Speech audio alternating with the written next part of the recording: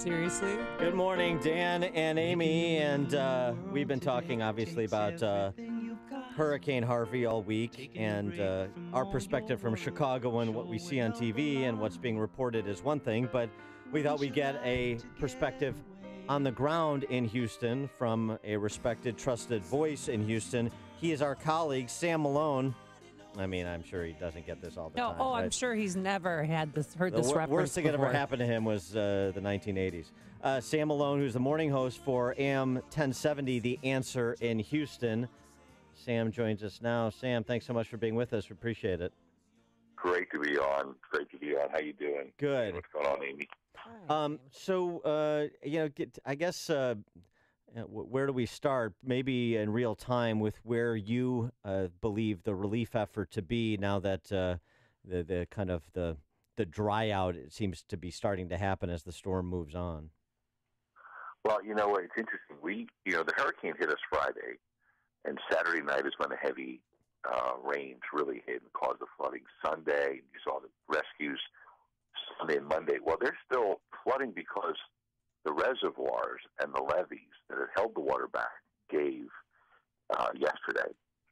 So now there's like thousands of more homes. So we were sitting down for dinner yesterday around 6 o'clock, and all of a sudden they're like on the news, like, oh my gosh, these big reservoirs called Barker and Addicks were letting go. I think what they call there's like released water and then unreleased, unexpected. And all of a sudden, thousands of cubic feet per second were coming away. Mm.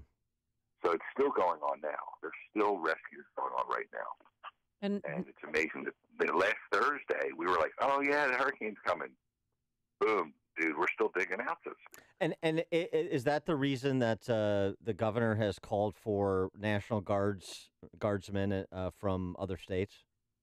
Yeah, he rounded up all the National Guardsmen here in Texas. I think it was 12,000.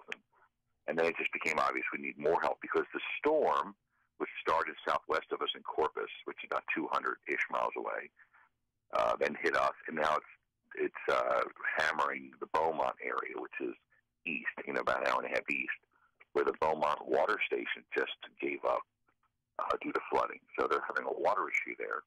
And then you saw the nursing home and the rescue sites being flooded. So this is a bad storm. Well, and then you have the chemical plant explosion in Crosby, correct? Yeah, Crosby is in our counties in Harris County. It's northeast of us, about 50 minutes. So they had problems keeping these chemicals cool due to power issues while there was a big explosion. And there were reporters standing there last night going, hey, this is dangerous, this could explode.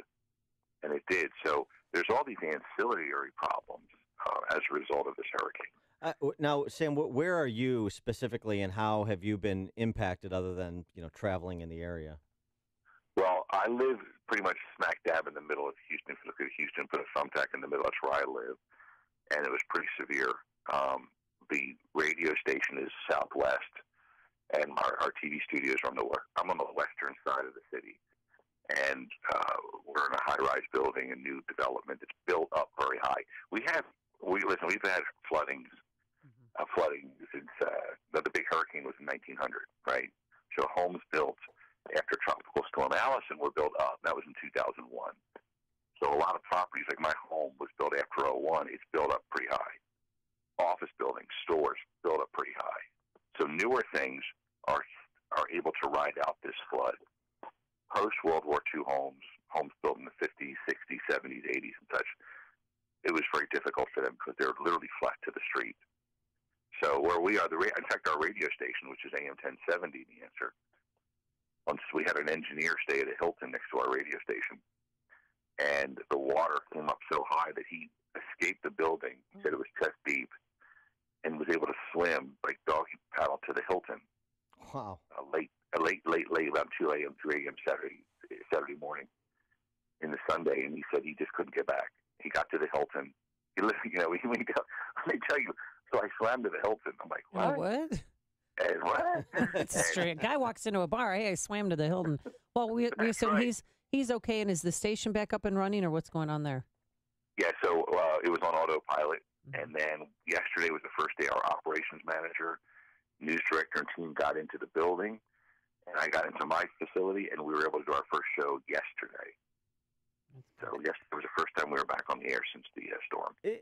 Just some perspective. I know this rescues are still going on. This is still happening in real time, the crisis. So, you don't want to do too much Monday morning quarterbacking, but there are these discussions about the preparedness at the local level, the apparent disagreement between state and local officials about evacuation orders.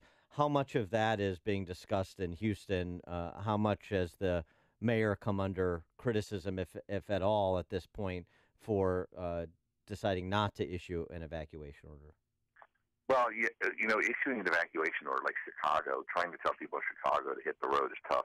Houston's the fourth largest city with 620 square miles, and our metro is 6 million people. We tried an evacuation in 2005 during a hurricane called Rita, and more people died sitting in their cars for 20-something hours.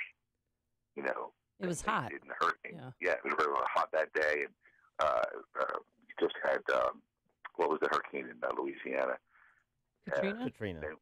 Katrina, and then we had Rita soon, like 3 weeks after.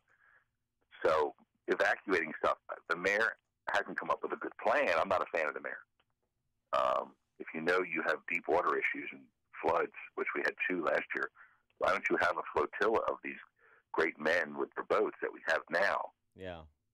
So there was no plan. Like, there was a call, hey, if you have a boat, help out.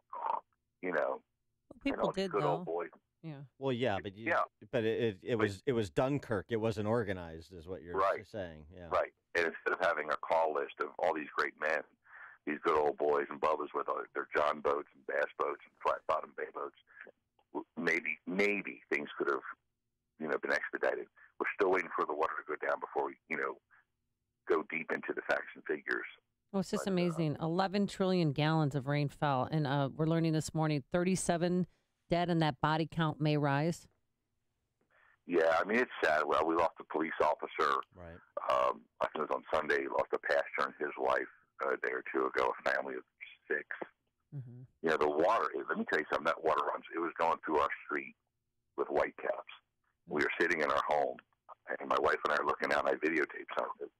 And I'm like, oh, my goodness. And then this dude goes by in a canoe, right, in front of my house, which was odd looking, and he's waving.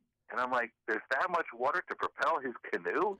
Well, so that's actually an important point. I haven't heard that discussed much. You think of these rescues, and people are just kind of standing in 6 or 8 feet of water, or doggy paddling in 8 feet of water.